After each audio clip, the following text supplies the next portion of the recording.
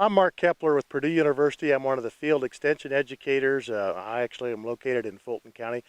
Today I'm with Ron Lemonager from the Department of Animal Science, our beef specialist. Ron, it's going to be 100 degrees today. The pasture fields are all burned up. There's just a tremendous amount of lack of feed out there. Livestock producers got to find a way to feed these cattle.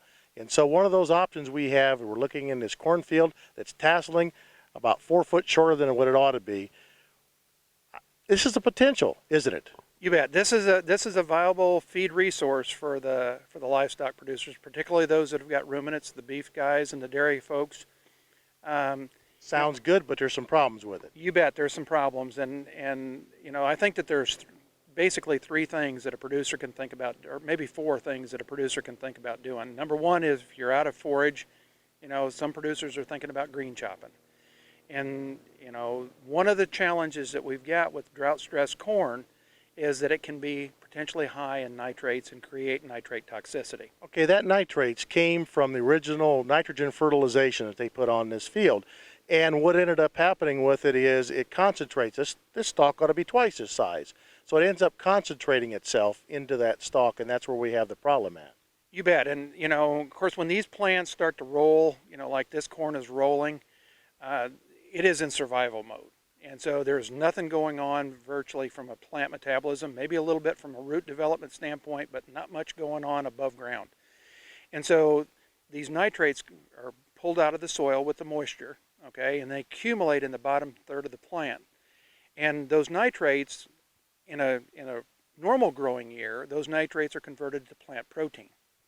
And so everything works the way it's supposed to work. But in a drought stress scenario, the plant isn't growing, so it's not requiring, plant protein. And so the nitrates accumulate in the bottom third of the plant. And so we can end up with some fairly high nitrate levels, particularly in the lower portion of the plant. Not so much in the leaves, not so much in the tassels or in the shoots that might exist, but in the bottom third of the cornstalk plant itself. So we have some options to feed this plant. One of the options is potentially silage. Another one is potentially just green chopping it and feeding it directly to them. And another one is actually, if you had a small herd of beef cattle, would be coming out and just cutting it off by hand, if that was the situation go. Let's talk about some of the pros and cons as far as this nitrate is concerned with using each one of those things. Let's start with the silage one to begin with. Okay, the silage one is actually one of the safer ways to be able to use this as a feed resource.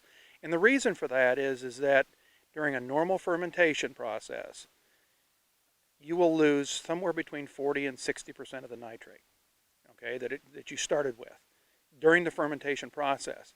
If you make it as a green chop, you never give that plant an opportunity to get rid of the nitrates. And in fact, if we green chop, make real sure that you green chop only what you need for the day and feed it immediately. So I don't chop a load tonight, feed part of it tonight, and feed the rest of it tomorrow morning. Absolutely not. And the reason for that is that the nitrates will be converted in that plant. Of course, it's still trying to do something. I mean, it's still some living tissue there. That living tissue will convert nitrates to nitrite, which is about 10 times more deadly than what you started with on the nitrate level. So if you're going to green chop, a couple real key pieces here is that you never let hungry cows onto a field or a forage that has high nitrates in it, all right? So what you need to do is you need to fill the cows up, okay? Use a little bit of the hay that you're going to use for the winter feed. Get these cows full, and then introduce a high nitrate feed slowly. Transition slowly. Transition slowly. And each day you can bump that up a little bit. And after about a week, 10 days, 14 days of transitioning these cattle, the rumen will adapt to these higher nitrate levels and becomes much safer kind of a feed. It's kind of like when we utilize urea actually in our livestock rations. That's a nitrogen source also that you have to transition very slowly. You bet. I mean, you got to adjust the rumen to the feed resource that you're using, whether it's corn, urea, high nitrate feeds, whatever. So I've got silage and green chop covered. What about, can I make hay out of this? Well, hay is another, obviously, option. And what I'm telling producers is that before you ever cut, make real sure that you know what the nitrate levels are, because the nitrate levels will vary from day to day, maybe even within the 24-hour period. And so if I've got a sample of corn before I cut it and test for nitrates, and if I'm low, if I'm less than about 500 parts per million, or 5,000 parts per million of nitrate, then it's probably a safe feed to go ahead and deliver to the animals. When I start getting above those levels, then I start to run some risk of embryo mortality, or cows dying. And so when we make a hay, make it real sure that when you start, you've got a low nitrate feed, all right? And so that may mean that you may have to wait a period of time, okay, and retest it. The other part of that is that hay does not dissipate the nitrates. So whatever you start with is what you're going to end up with.